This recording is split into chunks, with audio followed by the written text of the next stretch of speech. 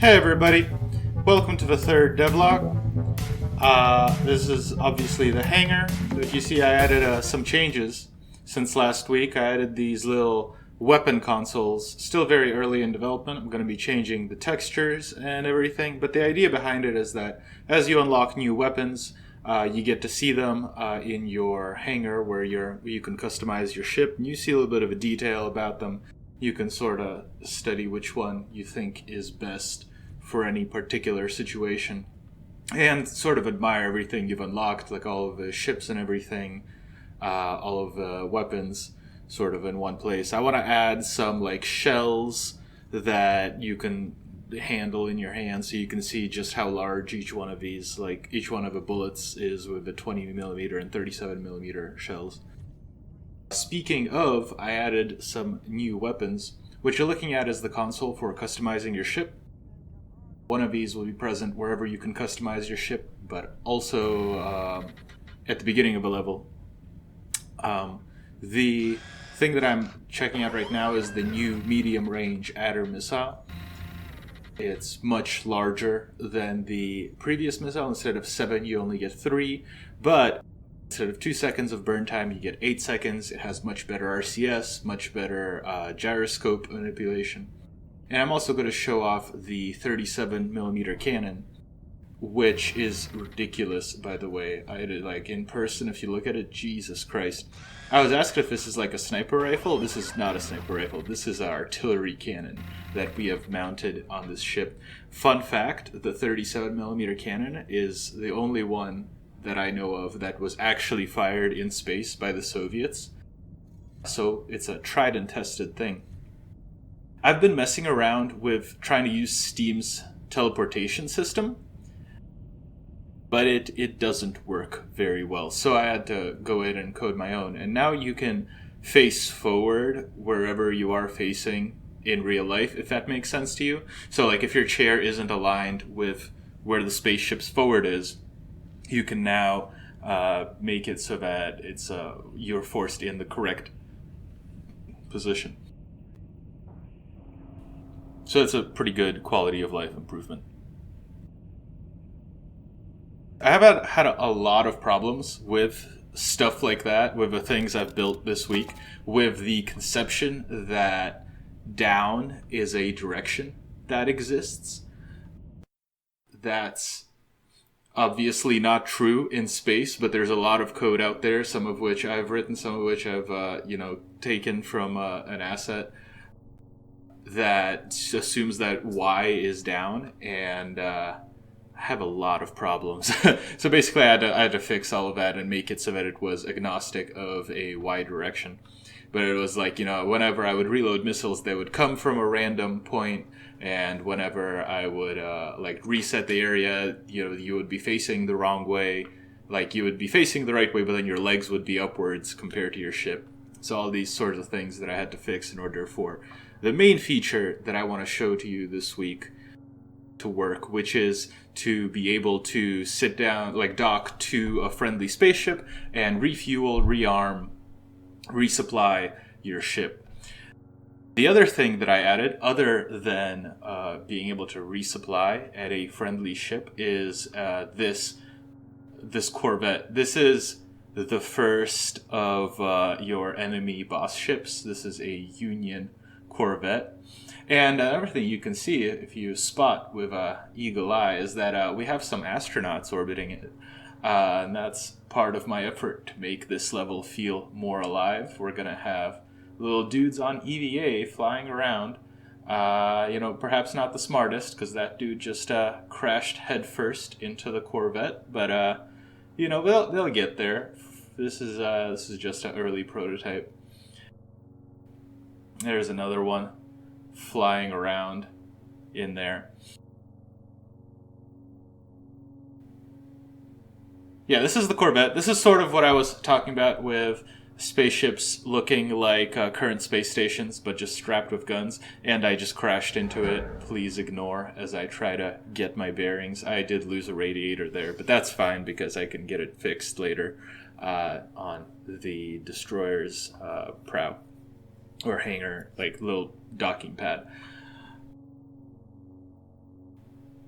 Reason why all of it, like ships will look like the Corvettes will look like current space stations is because they still need to lift off from Earth to space, and they will still need to be a rocket at some point to do that, just because of the way that aerodynamics works without having some sort of magic be available. And even if you have something that's like much stronger as a thruster, it's still more efficient to be able to fly in a certain way. Like if you think about airplanes from like World War One and airplanes like from now, they still have the same general shape, which is they will have two wings. You will never see an airplane that has like three wings at different angles to each other, right? Because it just wouldn't work. And so in the same way,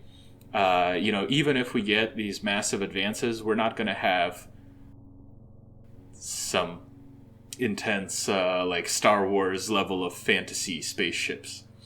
So the next thing I want to show you is the actual thing that I've developed this week, which is the docking to a destroyer to try to get rearmed. There's a few things that I added with docking. I'm going to need to continue working, as I've discovered while trying to film this video, but I think for a first pass, it works pretty well. A few things I added, like a relative velocity indicator. I just refined a lot of the docking actions. You see there's like a purple indicator as well as the usual green one. The purple one is your velocity relative to the thing you're trying to dock to, which is very useful if the thing you're trying to dock to is moving. In this case, it's not. It's staying stationary, and so whatever your movement velocity is, it's the same as your relative movement velocity. But I'm going to show that that's not always the case later in the video. For now, I'm just trying to dock. Another thing I added, is a light pointing downwards that turns on whenever you turn on this docking camera. It's another sort of thing that's very useful that I didn't really think about. I'm going to need to fiddle around with it a little bit because I see that it's like shining light into the cockpit and you have this weird lighting artifacts. But this is what happens when you dock. You get brought to this rearm screen, exactly the same as the screen in your in the between level hangar bay, except the sound isn't as loud because obviously you're in space in this case. I'm gonna have an alternate type of thing working if whenever you land on a planet. So that'll be more like an airfield where you can land on, and then you just enter a certain zone. But the thing I just added, so the 37mm cannon is very good at, if it hits, it'll wreck anything it hits. But the problem is actually hitting something. It shoots about, once every second. And so the Gatling gun is actually, in my opinion, much better. Although it also has its own problems. Basically, all of the weapons that I've added have their own problems that you can deal with. The gun that you saw before, the Cosmos gun, has a low rate of fire, but it has external radiators, so it never heats up, and it doesn't use ammo very quickly because obviously it has a low rate of fire. There's a Bulldog gun. That one also doesn't heat up too much, uses ammo at an appropriate rate. It's twice as fast as the Cosmos, but it has a much higher spread than the Cosmos as well. It has 5 minutes of angle instead of 1, if that matters to you. But basically, once you get far enough away from your target, it starts flying everywhere. Even though, obviously, it's still decently, like, it's not video game levels of inaccurate, but once you start getting like a kilometer away, it's basically flying all over the place.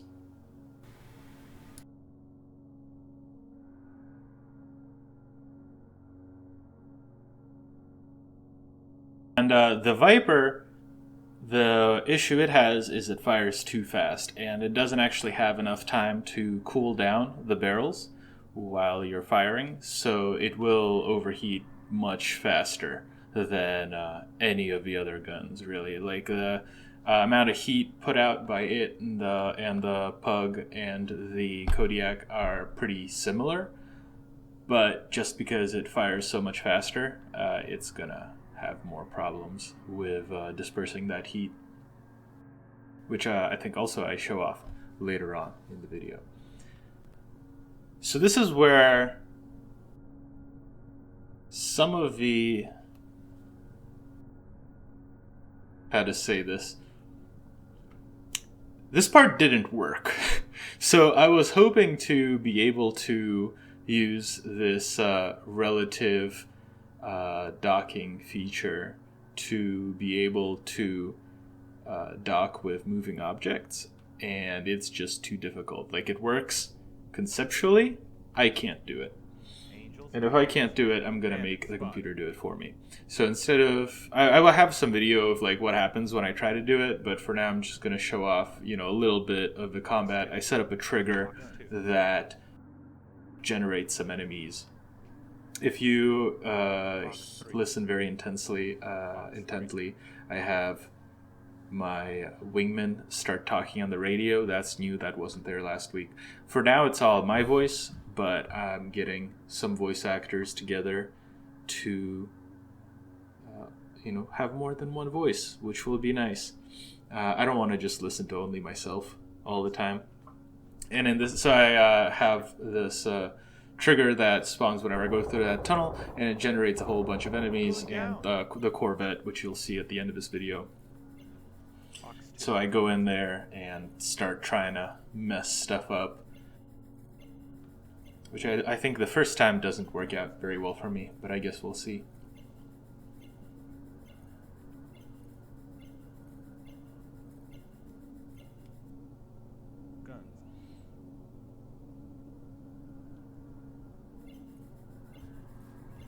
Yeah, one thing you want to pay attention to when you're flying through in a space-like environment is that you don't do it too fast, because it's very possible to just overshoot the combat zone entirely. And even if you turn on your RCS drag and flight, if you're going over 100 meters per second, you're gonna run into some problems of the variety of not being able to make it out there. And so this is another thing. I don't think I showed this last time, but one of the components that can get damaged is your windshield, and then this happens where you can see worse. All of the things that are damaged, if you manage to make it back to base and dock to whatever ship or landing pad you had secured at the beginning of the level, it will be fixed, and you can resupply and you can get your missiles back. It's like an active checkpoint. Instead of reloading the level, you can get everything back and fixed. Of course, not if you blow up like I just did. But yeah, I don't like it if you take permanent damage and then you're just not able to fix it, because that's basically the same as a mission kill. Like, I might as well just kill the player off and make them restart the level. What's the point of that? So everything that gets damaged, although parts of a ship can get blown off and everything, you still should be able to make it back to base, but it just might suck. So it's really up to whether you can stomach it, or whether you think the better investment is just restart the level. So I have these containers that I built, right? And they're flying through space at a constant velocity, and some of them at a constant rotation. And I try to dock with them, and I get real close, but it's just very difficult. There's one of my wingmen just showing off, being like, "Hey there, what you doing?" So this is where you see the purple velocity and counter velocity indicator show up. It will show up both on your screen and on the little nav ball on the side. And the idea behind it is that you can get close to the thing you're trying to dock, and then you basically cancel out all of your velocity so that you're going really slowly. And you do that by pointing towards the integrated relative velocity indicator, and then thrusting forward, or using your RCS thrusters to go in a direction to cancel that, basically get it to 0. And a couple of times I achieve this where I'm traveling at the same speed as the thing that I'm trying to dock to. But then the problem becomes that I'm rotating and it's rotating, and we're doing that in different like planes, axi of rotation, and it's not easy to to dock to it. And I think I'm gonna basically, the solution is I'm gonna make the computer help me more. One of the things I'm thinking is currently you have your drag induce setting on the RCS thruster, but you can't use it when you're trying to dock like this because it will slow you down more than the actual thing you're trying to dock to. So I'll have like on the docking computer, I'll have a little setting for whether you want the drag to be relative to the frame of the level around you or the frame of the thing you're trying to dock to.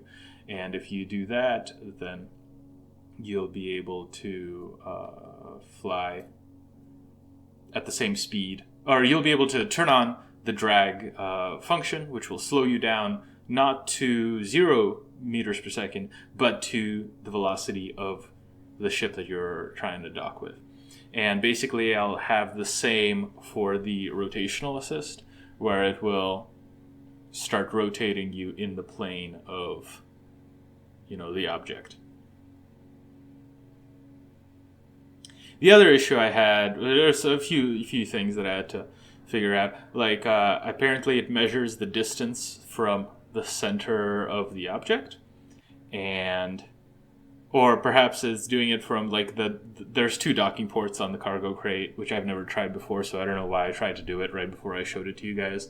But it's measuring it from a wrong docking port, or it's measuring it from the center of mass of the crate. And in any case, when I'm trying to approach this thing, it's saying I'm like 100 meters away, which also happens to be the cutoff point for when it stops tracking the thing you're trying to dock to.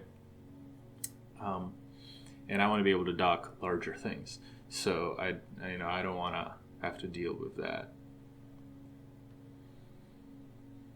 But yeah, the idea is you cancel out your velocity, then you get to the docking port, then you cancel out your rotational velocity, and then you're able to dock just like I did to the destroyer. In practice, didn't work this time, but hopefully by next week I can do it. By the way, the footage of me like flying around with this crate in my sight, I have like at least half an hour, if not an hour, of just me flying around, getting like pretty close, but then I don't get close, and then I just fly away, and I'm like, let's try this again. I mean, I enjoyed it. I enjoyed the entire time, but I just didn't get it in the end, and I want to be able to get it. You know, not necessarily to make it easy to get, but I want it to be possible by me. Not saying I'm a master pilot, but I did make the game, so hopefully I'd be able to actually dock to this thing.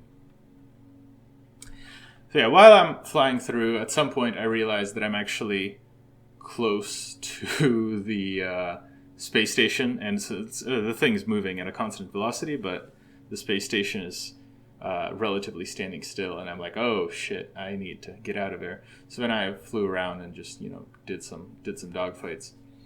By the way, the keen attentive viewers will have noticed that this is actually the same space station that I showed in the first few videos. I think in the first video and maybe the second one, but it is slightly different. It's red now, and I'm going to continue iterating on it. Basically, I added a detail map so that there's extra details on the station on the bump map, but I'm going to be adding like little holographic advertisements and little like car equivalent spaceships, and of course the astronauts that you saw are going to be all around it, just flying, you know, flittering around, giving the level a bit more life.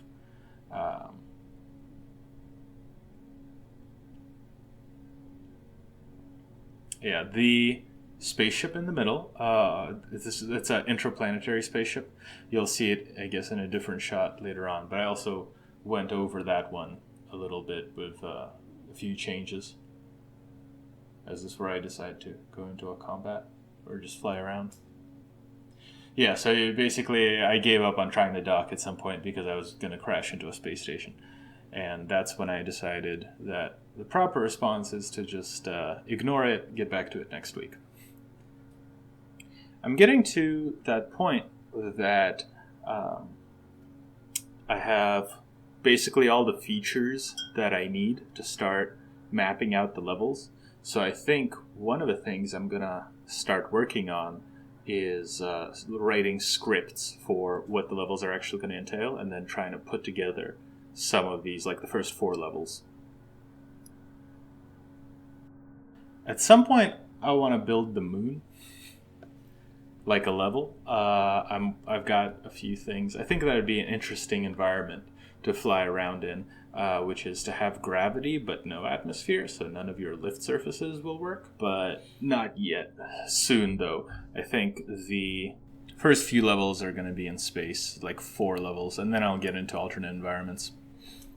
Here we see me flying through the tunnel. I wanted to fly through the tunnel and then spawn in the enemies like I did the previous time. Wrong tunnel. But you get to see this is the destroyer at which you spawned.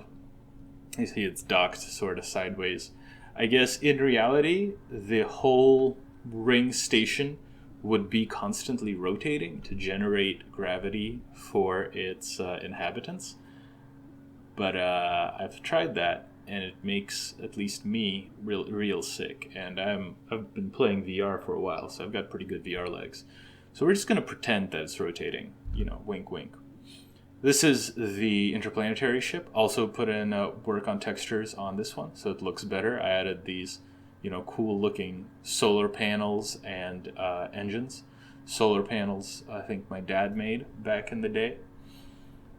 Larger spaceships like this are much more interesting in terms of letting your imagination fly freely. There's still rules. Like, for example, wherever you would thrust, if it's a continual thrust, then that's the orientation of gravity.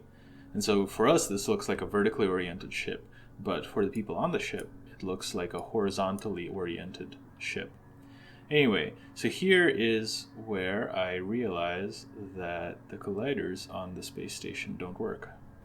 Yeah, because right here, I think, oh, maybe I can make it through that hole. No, I can't make it through the hole. So then it's time to pull up, and I just phase through the object. So if I had my collision borders set up better, probably would have died right there. But what can you do? Yeah, I've been having a few issues with mesh colliders in Unity.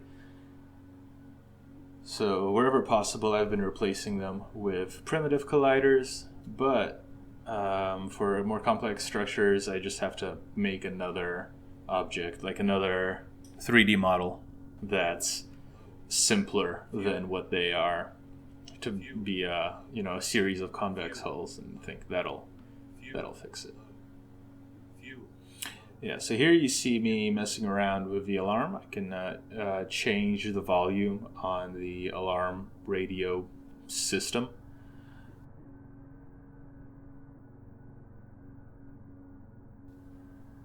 I was trying to go through the tunnel and spawn in the enemies. I got close enough, I think, so the enemies are going to spawn. But you'll hear my wingmates immediately start chattering, and by my wingmates, I mean you'll just hear me. So it might be really confusing, but if you hear me start talking about launching missiles, that's not me from now, that's me from back when I recorded those lines. I realized after I made this video that I forgot to put the distortion filter on the radio. That's going to be added in. Yeah, and so this is where I realized the collision's just not working today for whatever reason. So, I'll fix it in due time. I think it's because, mesh colliders work better if they're a static object, and nothing can be a static object the way my game works, because every kilometer I have to reset the origin to where your spaceship is. That was a nice kill. That looks pretty cool. I'm getting locked on. So whenever you hear the like beeping, if it gets really like quick, that means that there's a missile on you and it's really close. And there's also like a little red light that shows up. Yellow light means you're pinged by radar. Red light means you're locked onto and a missile's been launched. And then I realized that I overheat. So I've run out of coolant. That's my big problem this time. And I should have been paying attention, but I also potentially should have just added more, a longer supply of fuel, maybe to like. Although I have been flying for like 40 minutes at this point, just trying to chase that darn crate. So maybe it was my fault, and what I should have done is went back to the spaceship, and you saw there was a little refuel thing, and I could have refueled, but I didn't. And at this point, I've run out of coolant, and now I'm starting to overheat. But luckily, I can turn off everything, and then just shoot things down. Except for our guns now also produce heat, so that becomes a problem in a bit. You see the temperature just starts spiking, which, by the way, I'm cheating right now. Temperature cannot get to negative 300 Celsius. Negative 270 is actually like the hard limit of our universe. After that, because heat is atoms jittering around in space, and at negative 270 they're not jittering. They're just standing still, far apart from each other. So really, I should be capping it to maybe like negative 250. But in this case, it worked out for me. But you can see that temperature is absolutely spiking from the negative numbers whenever I actually shoot. The numbers, by the way, on the HUD indicator are in order the name of a weapon, the amount of bullets I have left, and the temperature of a weapon. And that'll be more clear when you're not looking at work in progress, the little text indicators.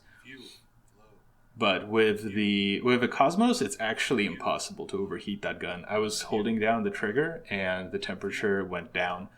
With the Bulldog, it can heat up, but it's not a problem. With the Viper, it absolutely overheats, and then it will overheat the rest of your ship because of the way the temperature exchanges between your ship and everything. So this is the Corvette. And it's a pretty large ship, and at some point I turn off the HUD just because there's too much stuff and I can't show it off to you. The way the larger ships work is that you can blow off parts of them, like you can blow off the parts of your ship, so you can individually target the engines, the radiators, the turrets of these ships, and of course at some point you just knock out the whole ship.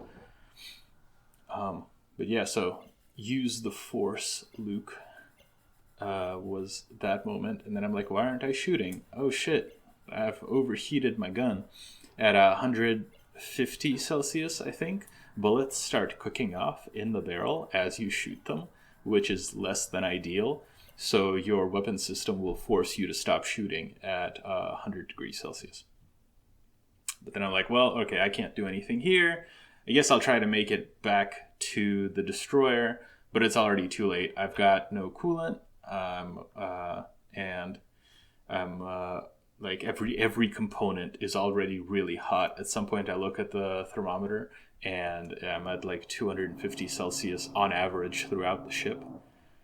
So should have thought of that a bit earlier, but I guess I showed you basically everything that I did this week. Next week, I'm going to refine a few things about docking, add those things that I talked to you about, continue to add weapons. I think I'm in a stable enough situation now where I can add more sort of features that aren't engine features, but are content for the thing. So more weapons, maybe more ships. Definitely, I'll start passing through the levels, at least conceptually,